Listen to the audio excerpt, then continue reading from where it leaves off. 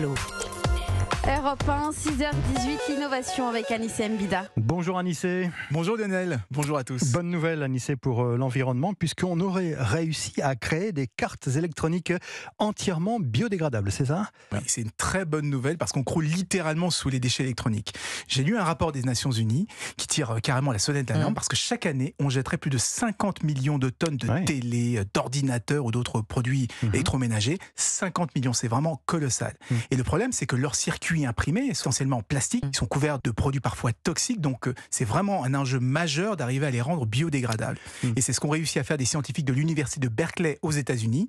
Ils ont créé une carte électronique carrément compostable, c'est-à-dire qu'on pourrait la jeter dans la nature et elle va se dissoudre.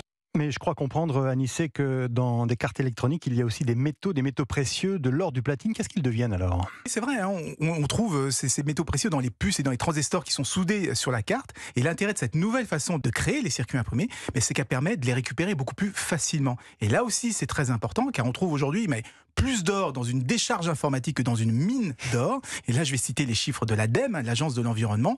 En creusant une tonne de minerai, on arrive à récupérer 4-5 grammes d'or, alors que dans une tonne de composants électroniques, on en trouve jusqu'à 200 grammes, 40 fois plus. Donc, c'est aussi un enjeu majeur de séparer facilement ces composants pour pouvoir récupérer leurs métaux précieux. Alors, dans les appareils électroniques, il y a aussi des batteries, des écrans. Est-ce qu'on arrive à les recycler ou à les rendre eux aussi biodégradables? Alors non, malheureusement, ça reste un vrai problème, mais on commence là aussi à faire des progrès. On a désormais des prototypes de batteries qui sont totalement biodégradables. Bientôt, ce sera peut-être autour des écrans.